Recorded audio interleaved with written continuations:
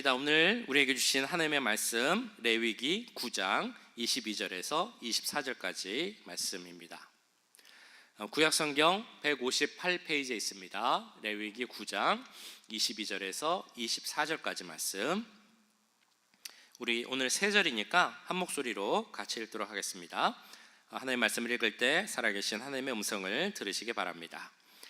아론이 백성을 향하여 손을 들어 축복함으로 속죄제와 번제와 화목제를 마치고 내려오니라.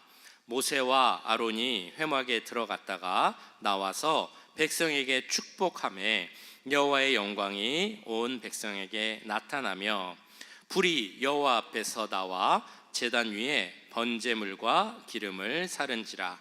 온 백성이 이를 보고 소리 지르며 엎드렸더라. 아멘. 우리가 예전에 하지 않았던 무언가 새로운 일을 해야 하는 경우가 있습니다. 새로운 일을 시작해야 할 때 보통 어떻게 그 일을 시작을 하십니까? 어떤 분들은 새로운 일이라고 할지라도 정말 좋은 마음, 기쁜 마음으로 혹은 더 즐거운 마음으로 그렇게 하시는 분도 계실 겁니다. 뭔가 새로운 것을 도전하는 것을 기뻐하고 즐거워하는 분도 분명 있을 것입니다. 그런데 그렇지만 이제 대부분의 경우는 아마 이럴 거라고 생각이 됩니다. 뭔가 새로운 것을 해야 된다면, 뭔가 낯설고 잘 안 해봤던 것을 도전해야 한다면 그것은 좀 마음의 부담도 되고 걱정도 되고 두려움도 생기는 그런 일일 것이라 생각이 됩니다. 저 같은 경우를 보면 저는 이제 말씀드렸지만 우리 할아버지께서 서원하여서 태어났고 그래서 어렸을 때부터 목사가 되어야겠다라고 생각을 이제 그 생각, 믿음을 쭉 갖고 있었지만 막상 이제 목사가 되는 것은 2003년도부터 제가 이제 사역을 했습니다. 그런데 2003년도에 대해서 목사가 되고, 그러니까 전도사 사역이죠. 전도사가 되고 첫 설교를 하고 그 설교를 계속 해 나간다는 것은 정말 걱정되고 힘든 일이었습니다. 제가 처음에 사역한 곳은 이제 어린이 부서였어요. 그리고 그 교회는 예배 시간, 설교 시간에 대해서 아주 타이트하게 딱 정해서 해야 된다. 그러니까 어린이 설교는 한 10분만 딱 해야 된다라고 이렇게 정해진 그런 교회였습니다. 근데 딱 생각해 보면 10분이라는 시간은 그렇게 긴 시간이 아니잖아요. 지금 생각해 보면 그런데 그때 당시에는 그 10분이 왜 이렇게 긴지 10분 설교를 하는 게 너무나 힘든 겁니다. 그래서 제가 이제 처음이고 또 잘 모르고 물론 어렸을 때부터 예배도 많이 드리고 설교도 듣고 그랬겠지만 막상 내가 그 단에 올라가서 설교 10분을 하는 게 너무나 어려웠습니다. 그래서 그런지 저도 모르게 스트레스를 많이 받았던 것 같습니다. 그 스트레스 때문인지 한 번은 이런 꿈을 꿨습니다. 설교를 준비하는 꿈인데 내일 예배를 드립니다. 그래서 오늘 설교를 준비해야 되는데 아무리 책을 보고 성경을 보고 막 생각을 하고 막 고민을 해도 설교 준비가 안 되는 겁니다. 떠오르지도 않고 정리도 안 되고 아무리 생각하고 고민하고 막 시간을 보내도 밤이 막 깊어가는데 아무리 고민해도 안 됩니다. 밤이 다 지나가서 새벽이 되고 예배 시간이 다 돼가는데도 설교 준비가 안 되는 겁니다. 어떡하지 막 머리를 쥐어싸고 막 발을 구르는데도 안 돼서 막 그렇게 하다가 겨우겨우 예배 시간 조금 전에 맞춰서 그냥 설교문만 썼습니다. 그러니까 뭐 정리도 안 되고 이제 숙지 외우거나 이런 것도 당연히 안 됐겠죠. 그 마음에는 어쩔 수 없이 오늘은 그냥 이 설교 원고를 쭉 읽기만 하자라는 그런 마음으로 이제 예배를 드리러 왔습니다. 그 당시엔 종이였으니까 종이 한 2장 정도를 들고 설교 시간이 돼서 단 위에 딱 올라왔습니다. 무슨 일이 일어났을까요? 갑자기 저기서 바람이 불어오는 겁니다. 센 바람이 쫙 불어서 이 원고 2장이 쫙 날아가는 거예요. 이 앞에 떨어졌으면 제가 이렇게 주우면 되잖아요. 근데 그 종이가 막 날아가고 저기 멀리로 가는 거예요. 제가 가서 주울 수 없을 정도로. 미리 좀 설교를 준비해서 그래도 어느 정도 숙지를 했으면 그런 상황이 생긴다고 하면 막 이렇게 외워서 할 수 있겠죠. 사람은 급한 경우에 초인적인 힘이 생기기도 하니까 이렇게 겨우겨우 머리를 막 써서 기억을 더듬어서 설교를 했을지도 모르겠습니다. 근데 막 겨우겨우 설교를 썼기 때문에 내용도 하나도 생각도 안 나고 보고해야 되는데 원고 그 용지는 다 날아가고 어떻게 하지? 막 땀을 흘리면서 저도 모르게 소리를 지르며 꿈을 깼던 그런 기억이 납니다. 무언가 좀 부담되는 일, 새로운 일, 처음 하는 일을 하는 것은 힘든 일일 것입니다. 오늘 성경을 보시면 오늘 성경에 나오는 인물들, 아론과 그 아들들, 이들도 사실 오늘 처음으로 제사장의 일을 맡아서 하고 있습니다. 이들도 아마 처음 하는 일이었기 때문에 그 마음속에 걱정되는 마음, 두려운 마음이 있지 않았을까 생각이 됩니다. 사실 우리는 그 이전의 말씀, 출애굽기 레위기를 통해서 성막에 대해서, 제사에 대해서, 제사장들에 대해서 많은 글을 보았습니다. 그 말씀을 보았습니다. 그런데 사실 이것은 그 내용적으로는 우리가 다 알고 있는 내용이지만 그 내용이 어떤 내용이냐면 하나님께서 이스라엘에게 너희는 이렇게 해라, 이렇게 성막을 만들고 이렇게 성막 기구들을 만들고 제사장들은 이렇게 옷을 입어라 라고 명령하시는 내용, 그리고 실제로 그 말을 듣고 성막을 만든 내용이었습니다. 그렇게 하긴 했지만 사실 실제로는 제사를 드린 적은 한 번도 없었던 것이죠. 그리고 나서 하나님이 어떻게 하셨냐면 어제 8장에 나오는 것처럼 이제 제사를 드릴 거니까 내가 제사장들을 세워야 되겠다. 그 세우는 장면, 위임식이라고 말씀드렸죠. 그 장면이 어제 보신 8장에 나오고 있습니다. 그리고 나서야, 이제서야, 오늘에서야 9장에서 드디어 실제로 처음으로 이 제사장들이 나와서 제사를 드리는 겁니다. 그러니까 그 마음이 얼마나 두렵고 걱정되고 떨렸겠습니까? 이 9장 6절에서 7절을 보면 하나님이 이제 제사장들에게 이렇게 하라라고 명령을 하십니다. 사실은 처음에는 모세에게 먼저 명령을 하시는 거죠. 모세가 이르되 이는 여호와께서 너희에게 하라고 명령하신 것이니 여호와의 영광이 너희에게 나타나리라. 모세가 또 아론에게 이르되 너는 제단에 나아가 내 속죄제와 내 번제를 드려서 너를 위하여 백성을 위하여 속죄하고 또 백성의 예물을 드려서 그들을 위하여 속죄하되 여호와의 명령대로 하라. 이제 준비가 다 되었으니 그리고 제사장들도 다 세워졌으니 첫 제사를 드리라 라고 모세가 하나님의 말씀을, 명령을 전하고 있는 것입니다. 아론과 아들들 마음이 어땠을까요? 그들은 많이 들었겠지만, 그리고 어제 8장에 나온 것처럼 제사장으로서 의복을 다 갖춰 있고 마음의 준비를 하고 나왔겠지만 그래도 그 마음속에 걱정과 두려움이 있었을 것입니다. 왜냐하면 이들도 처음 제사를 드리기 때문입니다. 하나님께서 아론과 그 가문을 불러서 제사장을 세우셨습니다. 한편으로는 참 기쁘고 좋은 일이었을 것입니다. 하나님이 나를 불러서 이런 귀한 일을 맡기시다니 너무 감사하고 좋은 일이었을 것입니다. 한편으로는 부담되고 힘든 일이었을 것입니다. 내가 뭐라도 잘못하면 어떡하지? 뭐라도 실수하면 어떡하지? 그 당시는 하나님은 거룩하고 높은 분, 그 이름도 함부로 부르면 안 되는 그런 분이 바로 이스라엘의 하나님이었습니다. 그 하나님을 섬기는데, 그 하나님의 거룩한 임재가 앞에 나가서 거룩한 제사를 드려야 되는데 내가 뭔가 잘못하고 실수하면 어떡하나, 이런 생각을 분명 했을 것입니다. 하나님께서 어떻게 제사를 드리면 된다라고 설명해 주셨지만 그대로 하면서도 내가 하고 있는 게 맞는 것일까 걱정되었을 것이고, 어쩌면 첫 그 제물을 잡을 때 손을 막 이렇게 떨면서 내가 하고 있는 게 맞을까, 잘하고 있을까, 이런 생각을 했을지도 모르겠습니다. 그런데 그들이 분명 처음 드리는 제사였고 어떤 면에서는 익숙하지도 않고 서툰 면이 있을지도 몰랐겠지만 분명한 것이 온 백성에게 나타나며 불이 여호와 앞에서 나와 제단 위에 번제물과 기름을 사른지라. 온 백성이 이를 보고 소리 지르며 엎드려졌더라. 제사장들이 이스라엘 백성들과 함께 처음으로 제사를 드렸는데 그 제사를 드리니까 거기에 하나님의 영광이 가득 나타났다라고 말씀합니다. 뿐만 아니라 눈에 보이는 어떤 현상이 나타났는데 여호와의 앞에서 불이 확 나와서 그 앞에 있는 제단의 제물들을 다 불사르고 그렇게 들어갔다. 그러니까 그 제물들을 하나님이 받으셨다라는 것을 누구나 볼 수 있게 그렇게 보여주셨다라는 것입니다. 한마디로 하면 하나님이 보시기에 이 모든 제사, 준비, 절차, 그리고 제물 모든 게 하나님 마음에 흡족하셨기 때문에 그 제물을 기쁘게 받으셨다라는 것입니다.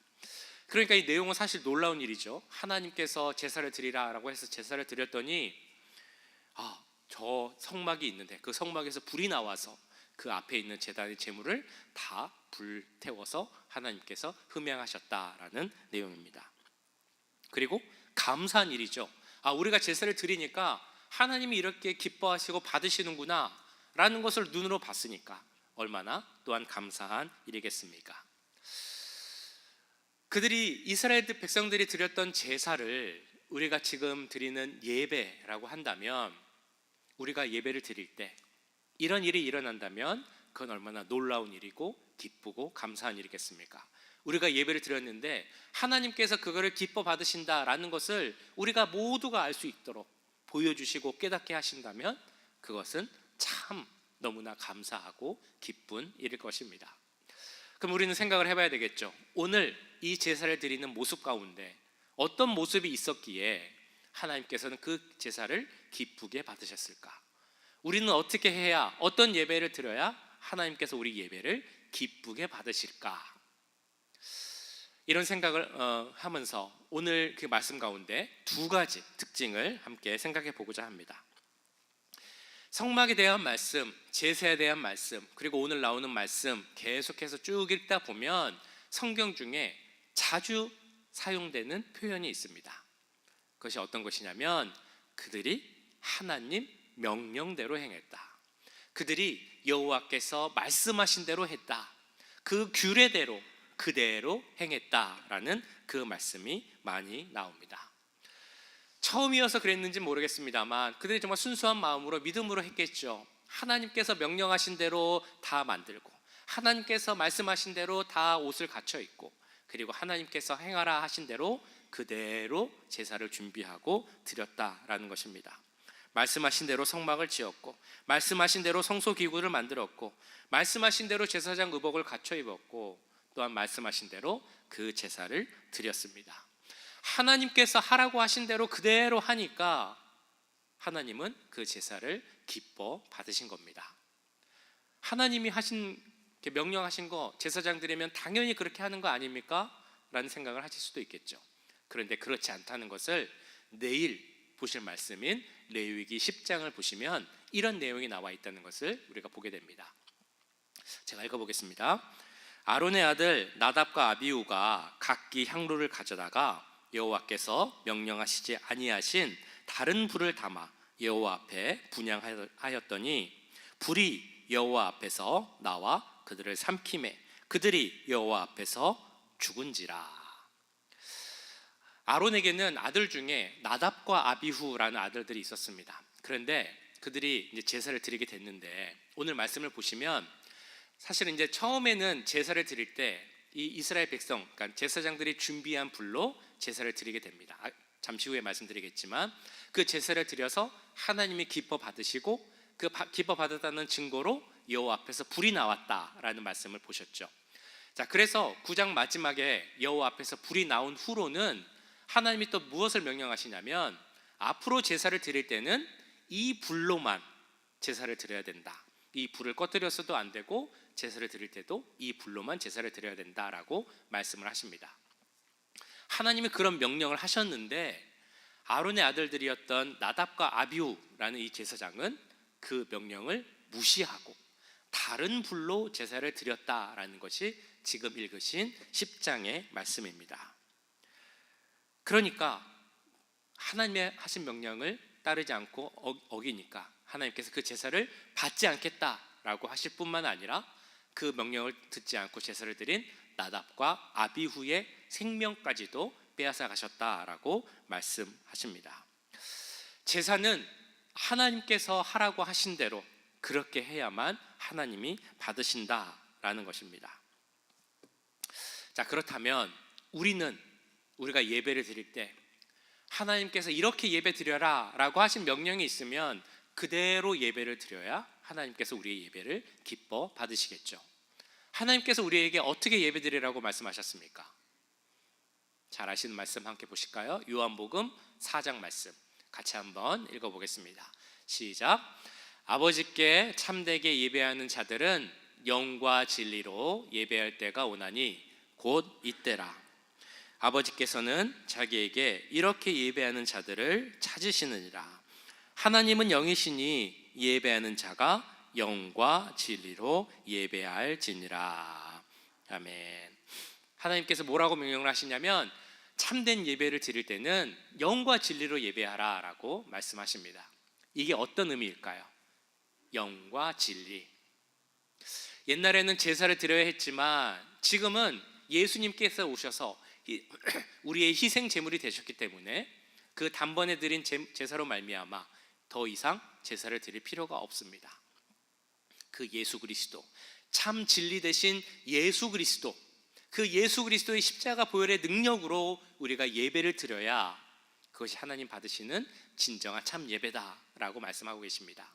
또한 영으로 예배드리라 라는 말씀에는 내 마음대로, 너의 감정의 만족대로, 네 마음이 만족하는 대로 예배드리는 게 중요한 것이 아니라 우리 가운데 계신 성령의 역사와 성령의 운행하심, 성령의 기름 부으심으로 그것에 의지해서 예배를 드려야만 그것이 진짜 예배다라고 말씀을 하고 계시는 겁니다. 그러니까 우리가 하나님께서 기뻐 받으시는 예배를 드리기 위해서 꼭 기도하고 준비해야 하는 것이 있습니다.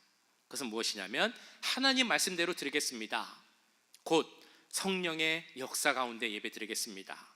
십자가 보혈의 은혜로 그 가운데 예배 드리겠습니다 라고 우리가 기도를 해야 한다는 것입니다. 그럴 때 하나님 앞에서 불이 나와서 그 제사를 받으셨던 것처럼 우리가 드리는 그 예배도 하나님께서 내가 기뻐 받는다라는 그 응답을 우리에게 들려주실 줄 믿습니다. 자, 그렇게 먼저 하나님께서 말씀하신 대로 제사를 드려야 한다면 두 번째 또 하나가 있습니다. 그것은 바로 주 앞에 정결한 모습으로 그리고 헌신하는 마음으로 그렇게 예배를 드려야 한다라는 것입니다. 오늘 읽으신 그 아론의 첫 제사를 보면 두 가지 부분으로 나눠져 있는 것을 알 수 있습니다. 하나는 아론이 자기 자신을 위해서 드리는 제사가 있습니다. 그리고 또 하나는 뭐냐면 아론이 이스라엘 백성들을 위해서 드리는 제사가 있었습니다. 자신을 위해서 드리는 제사는 이제 3절에 나오는데 두 가지의 제사를 드립니다. 하나는 속죄제, 두 번째는 번제라는 제사를 드립니다. 아론이 이스라엘 백성들을 위해서 제사를 드릴 때는 세 가지 제사를 드리는데 첫 번째가 속죄제, 두 번째가 번제, 여기까지는 똑같고 하나를 더 하는데 세 번째가 화목제라는 그런 제사를 드립니다. 자, 두 경우를 보실 때 똑같이 공통되는 제사가 두 가지가 있죠. 첫 번째가 무슨 제사였습니까? 바로 속죄 제사였습니다. 어떤 제사를 드리든 간에 제사장 자신을 위해서 제사를 드리던 이스라엘 백성들을 위해 제사를 드리던 항상 가장 먼저 나와야 하는 제사는 어떤 제사냐면 속죄 제사라는 것입니다. 이것이 어떤 의미겠습니까? 제가 어제도 강조했고 이 제사에 대한 말씀을 드리면서 계속 강조하고 있는 그런 내용이 있습니다. 하나님 앞에 나올 때는, 하나님께 제사 드리고 예배 드리러 나올 때는 그냥 나와서는 안 되고 깨끗하고 정결한 모습으로 나와야 한다는 것입니다. 회개하고 죄를 버리고 그 죄를 떠나서 주 앞에 서야 한다는 것입니다. 그런 모습으로 서야만 하나님께서 우리가 드리는 제사를 받으시기 때문에 어떤 그 형식에서든지 간에 속죄제, 나의 죄를 씻기고 나의 죄를 회개하는 그 제사는 항상 그 앞에 있었습니다. 우리의 모습을 생각해 보면 우리 가운데 내가 죄를 짓지 않습니다. 지난 한 주를 생각해 보면 죄를 떠나서 완벽한 삶을 살았습니다 라고 할 수 있는 사람은 한 분도 계시지 않을 것입니다. 마음속으로는 분명 원하고 기도하셨으리라 생각합니다. 이번 주는 죄 짓지 않고 정말 정결하게, 더 나아가서 성결하게 살 수 있도록 하나님 도와주세요, 이런 기도를 하셨을 겁니다. 그러나 또 죄를 짓는 나의 모습도 또한 보셨을 겁니다. 그러나 우리가 이 예배 시간에 와서 주 앞에 서기 위해서는 항상 그 속죄의 마음, 주 앞에 죄를 회개하는 그 마음을 항상 가져야 됩니다. 그리고 우리에게는 십자가 보혈의 능력이 있기 때문에 그 능력에 의지해서 선포하는 이런 모습이 필요합니다. 이렇게 선포해야 되겠죠. 우리는 죄에 지지 않습니다. 내가 십자가 능력으로 죄를 이길 수 있습니다. 그런 마음으로 주 앞에 나와서 은혜를 받고 싶습니다. 그리고 나는 죄에서 자유하기 때문에 이제는 내가 주 앞에 정결한 모습으로 서서 참된 예배를 드릴 수 있습니다. 예배를 드릴 때마다 이렇게 죄에서 떠나 자유하고, 그래서 하나님의 은혜를 간구하는 그 마음이 있어야 그 예배를 우리 주님이 기뻐 받으실 줄 믿습니다. 이렇게 속죄 제사를 드리고 나서는 번제를 또한 공통적으로 드리게 됩니다. 번제라는 제사는 그 의미가 있는데 바로 내 모든 것을 하나님께 드립니다. 그래서 번제는 그 모든 재물을 다 태워서 하나님께 올려드리죠. 헌신의 의미가 있는 것이 바로 이 번제입니다. 지난주 우리가 말씀을 나눴던 소제라는 그 제사의 성격을 생각해 보면, 제사장이 그 제사를 드릴 때는, 자신을 위해서 제사 드릴 때는 소제도 괜찮지 않을까라는 생각을 해봤습니다. 왜냐하면 소제의 의미가 무엇이었습니까? 기억나시나요? 어떤 걸 드려야 된다고 말씀드렸었죠? 제물의 조건? 고운 가루. 네, 그냥 밀가루가 아니고 곱게 갈아서 만든 고운 가루로 드려야 된다. 그러니까 내 자신을, 모든 것을 다 이렇게 갈아서 빻아서 정말 낮은 모습으로 내 모든 것을 드립니다 라는 그 의미가 소제도 있기 때문에 소제도 괜찮지 않았을까라는 생각도 해봅니다. 근데 어쨌든 하나님이 원하시는 것은 소제가 아니라 번제였습니다. 너의 모든 것을 바치고 헌신하라 라는 그런 제사를 드리게 하셨죠. 그리고 마지막으로 백성들을 위한 제사를 드릴 때는 화목제사도 드렸습니다. 화목제사는 어떤 의미라고 말씀드렸습니까? 하나님과 이스라엘 백성뿐만 아니라 모든 이스라엘 백성들이 주 안에서 하나다라는 것을 선포하는 것이 화목제사였습니다. 그러니까 이스라엘 백성들이 화목제사를 드리게 한 것은, 하나님께서는 이렇게 말씀하시는 겁니다. 너희가 제사를 드릴 때도 한 마음으로, 한 뜻으로, 한 공동체가 되어서 그렇게 제사를 드려야만 내가 그 제사를 받겠다. 그런 제사가 내가 기뻐 받는 제사다라는 말씀을 우리에게 주시는 겁니다. 이런 제사의 모습을 지금 우리가 드리는 예배의 모습으로 이렇게 적용을 해보자면 이렇게 우리가 생각해 볼 수 있겠죠.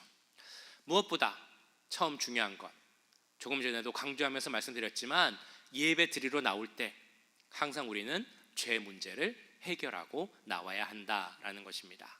예배 드리기 전에 항상 기도하셔야 됩니다. 하나님, 내가 아직도 죄인의 모습이 있다면 그 죄의 모습을 용서해 주시고, 오늘 드리는 예배를 통하여서, 오늘 드리는 예배 가운데 주시는 은혜를 통하여서 이제는 죄를 떠나버리고 십자가 보혈의 능력으로 항상 은혜 가운데 사는 제가 되게 하여 주옵소서, 도와주세요 라는 기도를 항상 드려야 합니다. 예배 가운데는 또한 이런 기도를 드리셔야 됩니다. 하나님, 내가 예배를 드립니다. 예배 가운데 헌신의 결단도 드리기 원합니다. 여기서 예배 드리고 마치는 것이 아니라 저 문을 나가 내 집에 돌아가도, 내 회사에 가도, 내가 학교에 가도, 일터에 가도 항상 주님을 예배하는 삶을 살겠습니다. 이런 헌신의 마음이 우리 예배 중에 있어야 한다는 것입니다. 그리고 우리가 예배 드릴 때 우리가 항상 가져야 하는 마음은, 우리를 한 공동체 남가주 임마누엘 교회로 부르셨으니 우리가 오늘 예배 드릴 때도 한 마음으로, 한 뜻으로 주님께 영광 돌리는 예배를 드리겠습니다. 우리가 이렇게 함께 기도해야 그 예배가 하나님이 기뻐 받으시는 예배가 될 줄 믿습니다. 하나님 기뻐 받으시는 예배를 또 생각할 때 우리가 자주 사용하는 표현 중에 하나가 하나님의 임재가 있는 예배, 하나님의 거룩한 임재를 경험하는 예배라는 말을 사용합니다. 하나님의 임재 많이 들어보셨죠? 근데 어떤 생각이 드십니까? 그 말을 들으면, 하나님의 임재를 기도합니다 라는 생각을 들으면 어떤 생각이 드십니까? 아까 찬양 가사에도 뭐 그런 내용들이 나왔습니다만 혹시 이렇게 생각하시는 건 아닌지 모르겠습니다. 하나님께서 어떤 좀 그런 사람의 모습같이 이렇게 계셔서 저기 어디 멀리 계시다가 이렇게 오셔가지고 이 자리에 딱 오시는 겁니다. 여기 십자가 아니면 이 앞에 큰 보좌가 있어서 하나님이 이렇게 딱 앉으시면 아, 하나님이 임재하시는 거구나, 무슨 그런 좀 상상을 혹시 하시는 거 아닌지 모르겠습니다. 자, 근데 오늘 말씀을 잘 보시면 아론과 그 아들들이 자신과 백성들을 위해서 제사를 드릴 때 그 제사를 받았다라는 그 표현을 여호와 앞에서 불이 나왔다라는 말씀으로 우리가 보았습니다. 근데 여호와 앞이 어딜까라는 생각을 해보면 여호와 앞이 어디냐라고 하면 그 성막에 있는 그 성소 중에서도 안에 있는 지성소였을 것이다라고 봅니다. 지성소에 뭐가 있냐면 법궤가 있고 그 법궤에는 시은자라고 해서 우리가 쉐키나라고도 하죠. 하나님의 은혜가 거하는 곳, 하나님이 임재하는 곳이라고 생각을 합니다. 그러니까 여호와의 불이 여호와 앞에서 나왔다라고 하는 것은 그 지성소에서 불이 나왔을 것이다 라고 우리가 생각을 합니다. 이것을 우리가 이렇게 적용을 해보면 하나님의 임재라는 것은 여기 하나님이 안 계신데 저 멀리 계신 하나님이 이곳에 오신다, 이런 의미가 아니라는 것입니다. 하나님은 우리와 항상 함께 계십니다. 이 자리에 계시고 우리의 예배를 기쁘게 받기 원하십니다. 그런데 우리가 정말 준비하는 마음으로, 속죄하는 마음으로 은혜를 간구하고, 그래서 하나님 명령하신 대로 보혈의 능력 가운데 성령의 역사 가운데 그렇게 예배를 드리기 원하시면 그 하나님의 임재를 우리 가운데 확실히 나타내신다라는 그런 의미라는 것입니다. 그러니까 우리가 기도할 때 항상 이렇게 기도를 해야 됩니다. 이곳에 계신 하나님, 우리가 드리는 예배를 기뻐 받으시고 오늘도 하나님의 그 임재를 우리 가운데 나타내 주시옵소서. 하나님은 분명 이 자리에 계십니다. 그걸 믿으십니까? 하나님은 분명 이 자리에 우리 가운데 함께 계십니다. 그럼 우리가 어떤 마음으로 예배를 드려야 하느냐? 십자가 보혈로 우리는 죄 사함을 받았기 때문에 이제는 더 이상 죄를 짓지 않고 죄를 멀리하겠습니다. 또한 우리에게 주신 그 능력에 의지하여 헌신하며 살겠습니다. 우리가 하나님의 백성으로 하나 되어 예배 드리겠습니다. 그러니 우리 주님 그 얼굴을 보여주시고 하나님께서 이 자리에 임재하신다라는 것을 우리 모두가 체험하게 하여 주옵소서. 이렇게 기도할 때 이 제단에서 하나님의 불이 나왔던 것처럼 이 자리에 우리 가운데 성령의 불이 임하게 될 줄 믿습니다. 하나님의 크신 은혜와 그 성령의 역사를 체험하며 진정으로 예배 드리는 우리 모두가 될 수 있기를 주님의 이름으로 간절히 축원합니다. 기도하겠습니다.